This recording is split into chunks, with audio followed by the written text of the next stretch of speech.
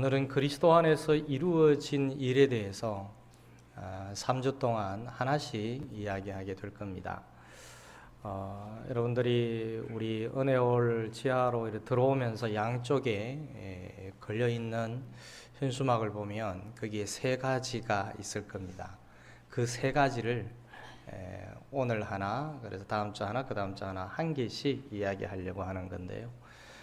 그동안 무심코 보시고 들어오셨다면 이제부터는 잘 보시면서 다시 생각하시면서 또 보면 또 새롭게 마음에 다가오게 될 겁니다. 실제 현재 진행형 이야기인데요. 어떤 노인 부부가 동네에서 구멍가게를 하고 있습니다. 동구 쪽에 사는 분인데요. 그 부부는 구멍가게에 딸린 작은 방에서 궁색하게 생활을 합니다. 사는 모습을 보면 영락없이 찌들게 가난한 사람의 모습이고요. 동네 사람들에 의하면 그 노부부는 평생 그렇게 살고 있다고 합니다.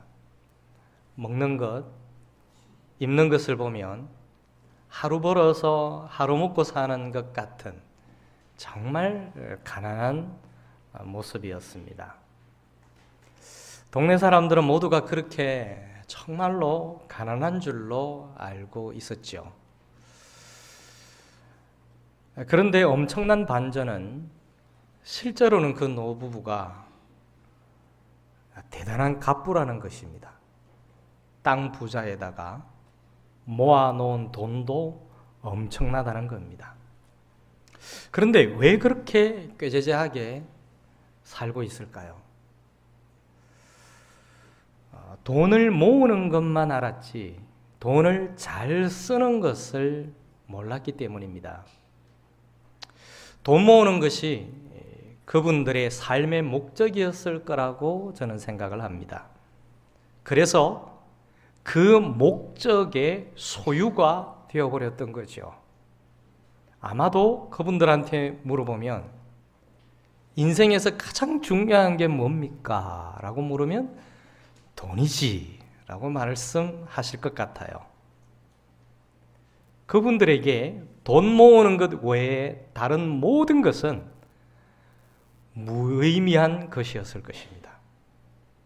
궁색하게 살아도 그분들 나름대로 행복했을 거예요. 이게 인생의 진정한 행복은 아닌데 돈 모으는 것, 그것이 목적이라서 그 목적에 매여 살고 그 목적의 소유가 되어버리니까 그것만 모이면, 그 목적만 이루어지면 만족한 거죠. 그러니까 모아놓은 것에만 만족하고 흐뭇해했을 뿐 그것을 쓰지 못하고 누리지 못했던 거지요. 사랑하는 여러분, 꼭 우리 그리스도인들의 모습과 같지 않습니까? 하나님으로부터 엄청난 복과 엄청난 혜택을 받았는데 하지만 그것을 꺼내 쓰지 않고 있는 그리스도인들, 심지어 하나님으로부터 받은 것이 무엇인지도 모르고 있는 사람들도 있습니다.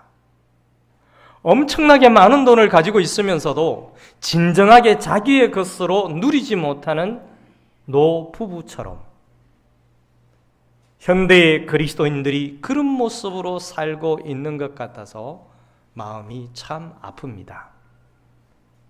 그러니까 작은 방에서 웅크리고 사는 노부부처럼 그리스도인의 삶이 어깨에 펴지 못하고 잔뜩 웅크린 삶으로 보이고 늘 낡은 무릎이 툭 튀어나온 바지를 입고 사는 노부부처럼 그리스도인의 삶이 반듯하지도 못하고 매력적이지도 못하게 보이는 겁니다.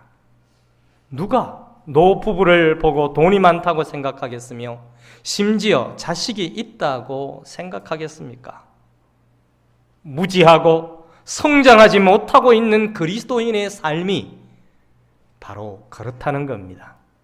그래서 저렇게 사는 것을 보면 분명히 하나님은 없을 거야 라는 말을 듣게 되는 거죠. 하나님이 주신 엄청난 복을 사용하고 있지 않기 때문에 그렇다고 생각을 합니다.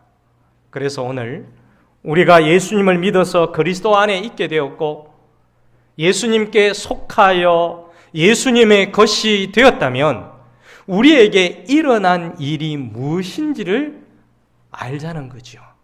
그거 알고 살자는 것입니다. 여러분, 우리에게 하나님이 하신 일이 무엇입니까? 하나님이 우리에게 해 주신 일 중에서 정말 중요한 것이 무엇일까요? 바로 그 일을 우리가 기억하고 그 일의 진실과 깊이를 묵상하고 살아내는 것이 그리스도인의 삶입니다. 그 첫 번째 복의 이야기는 하나님이 그리스도 안에서 나를 받아주셨다는 것입니다. 오늘 11절부터 13절까지의 말씀은 바로 이런 말씀이에요. 땅의 주인이 있는데 그 땅의 주인이 자기 땅에 왔습니다. 그런데 땅 주인이 자기 땅에 와보니까 그 땅에 살고 있는 백성들이 그 땅 주인을 영접하지 않는 겁니다. 무시하는 거예요. 아니, 이런 나쁜 사람들이 있습니까? 어이가 없는 거죠. 정말 못된 사람들이죠. 땅 주인이 왔는데 땅 주인을 무시하는 겁니다. 인정하지도 않는 겁니다. 그게 11절의 말씀이고요. 12절의 말씀은 그런데 그 땅 주인을 주인으로 영접하는 사람들, 그 주인의 이름을 믿는 사람들에게는 하나님의 자녀가 되는 엄청난 권세를 주셨다고 말합니다. 그 사람들은, 그 믿음은 혈통으로 육적으로 사람의 뜻으로 되는 것이 아니라 하나님께로부터 되는 것이고 하나님께로부터 난 사람들이다 라고 말씀하는 게 오늘 11절부터 13절까지의 말씀이에요. 이 말씀에서 특히 11절의 상태는 우리가 구원받기 전에 어떤 존재였는지에 대한 말씀인데요.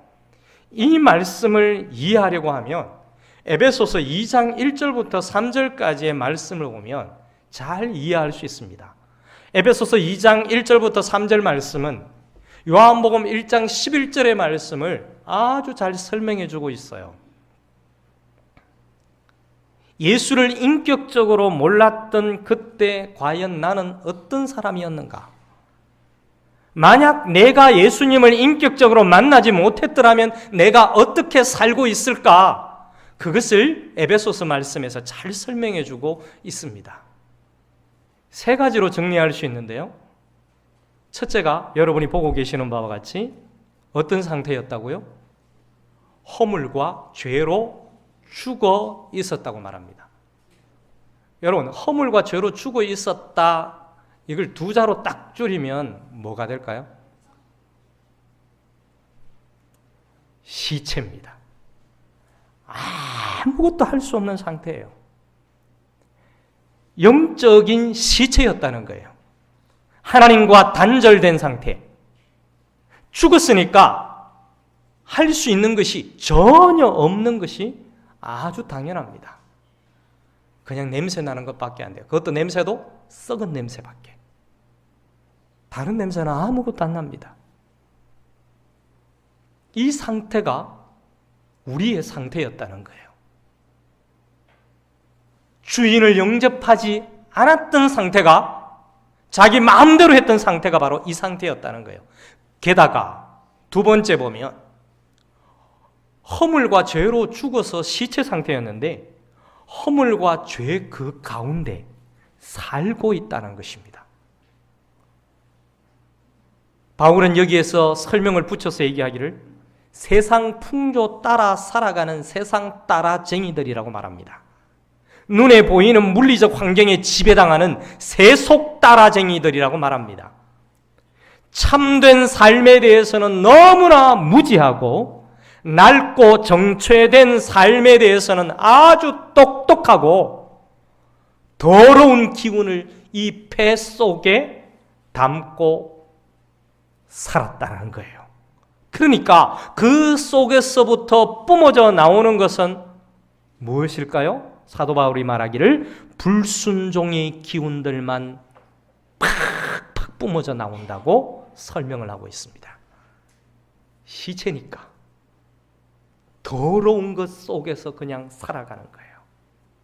게다가 세 번째 보면 자기 마음대로 살았던 사람들입니다. 주인과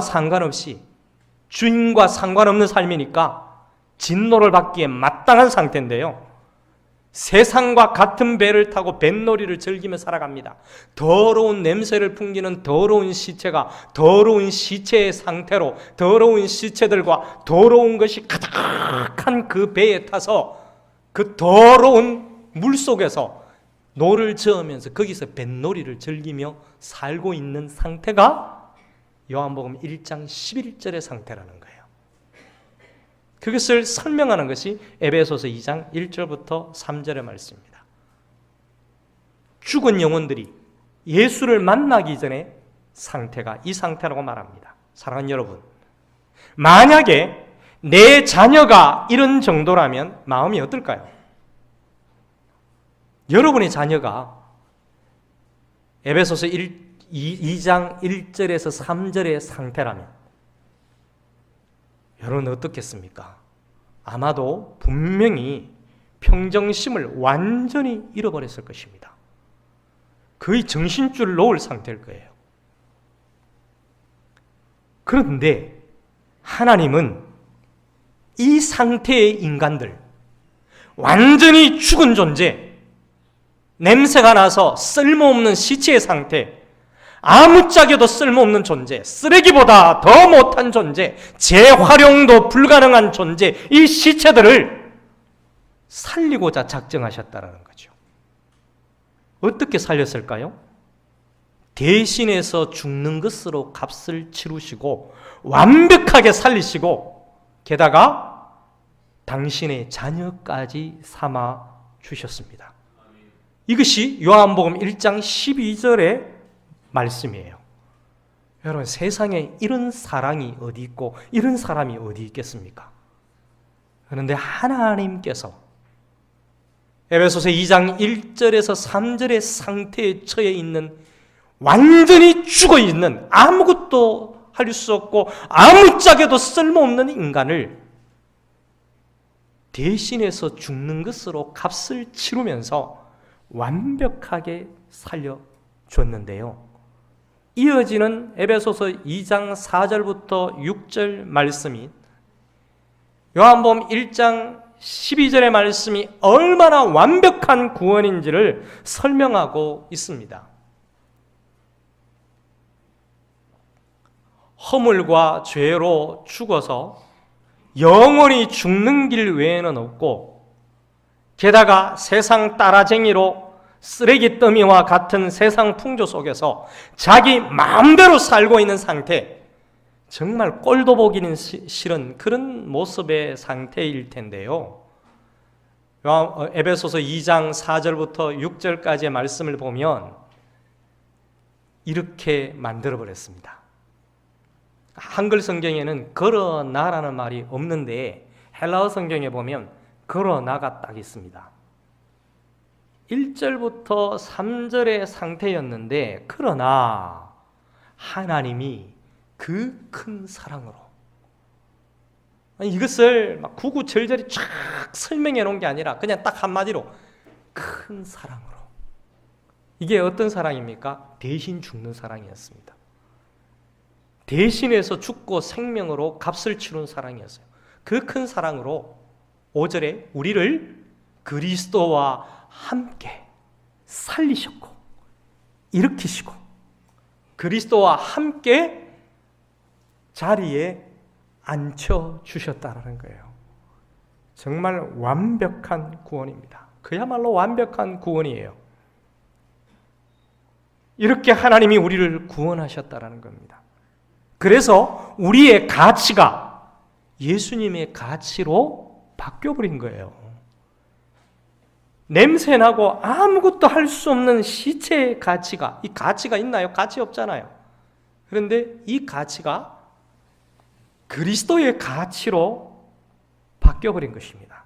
그래서 온 우주와도 바꾸지 않을 가치가 되어버린 거예요. 이 가치가 그리스도 안에서 하나님께 받아들여진 우리의 가치, 여러분의 가치인 줄로 믿으시기를 바랍니다. 사랑하는 여러분, 그러면 이 놀라운 사실을 아는 사람은 어떻게 살겠습니까? 더러운 모습에도 불구하고 그리스도의 보혈로 용서하시고 우리를 있는 그대로 받아주신 하나님의 그 엄청난 사랑을 깨달았다면 여러분 어떻게 살겠습니까? 그것은 요한복음 1장 11절 12절에서 나오는 영접이라는 헬라어로 람바노라는 단어의 의미를 살펴보면 알 수가 있습니다. 첫째로 예수님을 영접하고 그리스도 안에서 하나님이 하신 일을 깨달으면 그분과의 관계가 개인적으로 깊어지고 철저해집니다. 여러분, 사람도 그렇지 않나요? 어떤 사람이 나에게 정말 진실한 사랑으로 시간을 쓰고 물질을 쓴다고 가정해 보세요. 그러면 그분과 관계가 어떻게 될까요? 개인적으로 깊어질 수밖에 없어요. 그리고 그 사람에 대해서, 그 사랑에 대해서 철저해집니다. 무슨 말을 해도 다 믿어지게 되는 거예요. 예수님과의 관계가 그렇게 된다는 거예요. 하나님의 이 사랑을 깨닫게 되면, 예수님이 나를 어떻게 사랑했는가를 깨닫게 되면 이렇게 되는 게 당연해진다는 거예요. 그분과 개인적으로 관계가 깊어지고 철저하게 예수를 따르는 것이 당연해진다는 거예요. 예수님으로 인해서 나의 모든 것이 결정되고요, 다른 것들은 부수적인 것들이 되어버린 겁니다. 예수 그리스도를 배척하고 핍박하던 바울이 그리스도를 영접한 이후에 어떻게 달라졌습니까?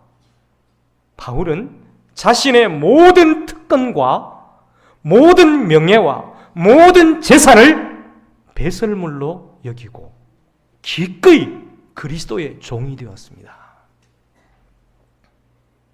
사람과 사람 사이에서도 이런 일들이 일어날 수 있습니다. 그래서 사람이 사람의 종으로 살 수도 있는 거예요. 그런 자세가 나올 수도 있습니다. 그런데 예수의 사랑을 이렇게 깨달을 때에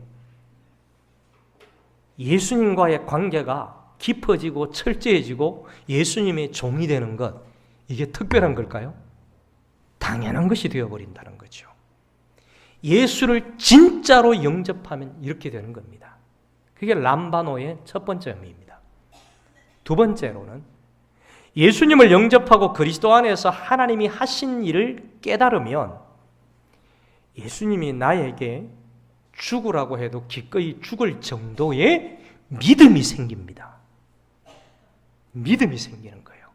어느 정도의 믿음요? 그냥 믿습니다라는 그 단순한 믿음이 아니라, 그런 작은 믿음이 아니라 목숨을 요구하면 네, 드리지요 라는 그 믿음까지 생기는 거예요.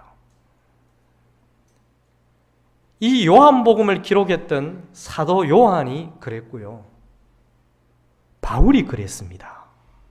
우리 믿음의 선조들이 그랬습니다. 여러분, 예수 그리스도를 믿는다는 것은 말이나 마음으로만 믿는 것이 아니라고 생각을 합니다. 말로는 가짜일 수도 있습니다. 여러분, 심지어 마음도 가짜일 수가 있어요. 진정으로 예수를 만나면 말로만, 마음으로만 믿을 수 없는 상태에까지 이르를 수밖에 없어요. 그 넘어 믿음까지 가게 되는 거예요. 여러분, 헬라어로 이 피스티오, 믿음은 피스톤처럼 연료가 없어질 때까지 온 힘을 다해서 끊임없이 강력하게 계속되는 것을 가리킵니다. 믿음은 바로 그런 겁니다. 여러분, 피스톤의 어원이 피스티오라고 하면 이해가 되겠습니까? 정말 믿음이 딱 생기면요, 예수 그리스도를 영접하고 예수 그리스도를 진짜로 믿는 믿음이 생기면 정말 온 힘을 다하여 전 생명을 다해서 끊임없이 강력하게 계속해서 움직이는, 연료가 공급될 때까지, 끌어질 때까지 계속해서 움직이는 피스톤처럼 삶을 살게 되는 것, 이거 당연한 거죠. 여러분, 살다가 보면은 상황에 따라서 마음이 흔들리고 엄청 힘들 때도 올 겁니다. 때로는 의심과 유혹으로, 때로는 실망과 무기력으로 주저앉거나 실족할 수도 있습니다.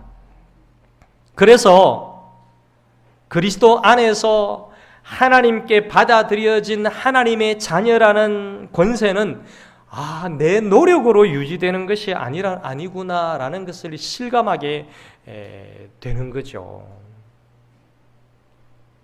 지난번에도 말씀드렸습니다만, 내가 진짜 그리스도인이 아닌가? 그런 생각을 할 수 있다 그랬잖아요. 내 노력으로 정말 안 되는구나. 이것을 깨닫게 되는 순간이 올 수 있습니다. 여러분, 그때마다 하나님의 은혜와 하나님의 사랑 가운데서 성령의 동행하심으로 이것이 보장되는구나라는 것을 깨닫게 될 겁니다. 그래서 이 사실을 늘 기억하고 묵상해야 된다는 거예요. 내가 이전에 어떤 존재였으며 이런 나를 하나님께서 그리스도 안에서 받아주셨구나. 이 사실을 매일매일 묵상해야 된다는 거예요. 이거 절대로 잊어버리면 안 됩니다. 이거 잊어버리는 순간 또 내 마음대로 합니다. 내가 주인이 되는 거예요. 하나님의 땅에서 내가 주인 행세하는 겁니다. 영접했는데도 영접 안 한 사람처럼 살아가는 거예요. 그러니까 내가 그리스도인 아닌가? 이 생각을 하게 되는 거예요. 그래서 이 정말 중요한 사실, 하나님이 그리스도 안에서 나를 받아주셨습니다라는 이 사실을 기억하고 매일매일 묵상하자는 것입니다. 그리스도 안에서 하나님께서 받아주신 사실을 감격하며 인정하는 사람은 하나님의 사랑의 약속을 마음속에 딱 새기면서 자동차의 피스톤처럼 생명의 연료가 다 소진될 때까지 그 마음과 태도를 유지하면서 살아내려고 힘과 마음을 다하게 될 수밖에 없는 겁니다. 사랑하는 여러분, 그 생명의 연료 있습니까? 없습니까? 다 있습니다. 그런데 시동을 안 거는 거예요.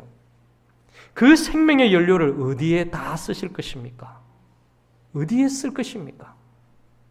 하나님이 주신 이 생명의 연료를 어디에 쓸 겁니까? 그 생명의 연료와 같은 하나님의 자녀로서의 권세를 어디에 쓸 것입니까? 전혀 쓰지 않고 살고 있습니까? 아니면 쓰면서 살고 계십니까? 아니면 앞으로 이 하나님의 자녀로서의 권세, 이 연료를 사용하며 사시겠습니까? 권세라는 이 말, 헬라어로 엑수시아라는 말인데요. 이 엑수시아는 하나님의 절대적인 권능과 힘을 의미하는 겁니다. 그런데 이 권세가 우리에게 주어졌다고 그러잖아요. 영접하는 자, 곧 그 이름을 믿는 자들에게는 하나님의 자녀의 권세가 주어졌다고 그랬습니다. 이 권세가 우리에게 주어졌다는 말은 뭐냐면은 하나님의 절대적인 권능과 힘을 의미하는 이 권세가 우리에게 주어졌다는 것은 살리는 생명의 연료와 새롭게 하는 사랑의 그 힘이 주어졌다는 거예요. 사용하지 않으면 그냥 뭐겠습니까? 고철덩어리예요. 사용하지 않으면 그냥 꾀죄죄한 그리스도인이라는 거예요. 사용하지 않으면 그냥 명목상 그리스도인으로 살게 된다는 겁니다. 사용하지 않으면 그냥 문화적인 그리스도인, 형식적인 그리스도인이 되게 된다는 겁니다. 여러분, 아무리 좋은 차라도요, 아무리 좋은 연료가 가득 차 있다 할지라도 시동을 걸고 피스톤을 움직이게 하지 않으면 무용지물입니다. 고철덩어리죠. 세워놓고 그냥 구경만 하는 겁니다. 피스튜오, 믿음으로 하나님의 자녀의 권세에 시동을 걸기를 바랍니다. 그것이 믿음입니다. 믿음으로 움직이는 겁니다. 믿음으로 내가 사는 겁니다. 믿음으로 의지를 가지고 한 걸음 나아가는 것이에요. 용기를 가지고 성령의 도우심을 힘입어서 내가 움직이는 겁니다. 그래야 내가 보잘것없어도 정말 팡팡 달릴 수 있는 그런 멋진 그리스도인이 되는 것입니다. 예배와 말씀과 기도를 통해서 하나님이 주시는 이 에너지를 공급받을 수 있습니다. 그래서 죽은 것을 살려내고 또 새롭게 하는 하나님의 그 자녀의 권세로 여러분을 통해서 사람을 살리고 교회를 살리고 세상을 살리는 그런 삶을 살아내시기를 주의 이름으로 축원합니다. 이 시간 오늘 말씀을 생각하면서 잠시 한 1분간 침묵하는 시간을 가지겠습니다. 오늘 말씀을 되뇌이면서 내가 어떤 존재였는지 그런 존재를 그리스도 안에서 하나님께서 받아주셨다는 이 사실, 완벽하게 받아주셨다는 사실,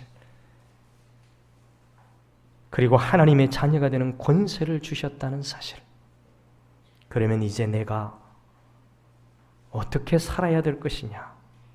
죽은 것을 살려내고 새롭게 하는 사람으로 살아야 된다는 이 메시지를 마음에 담고 생각하는 시간이 되기를 바랍니다.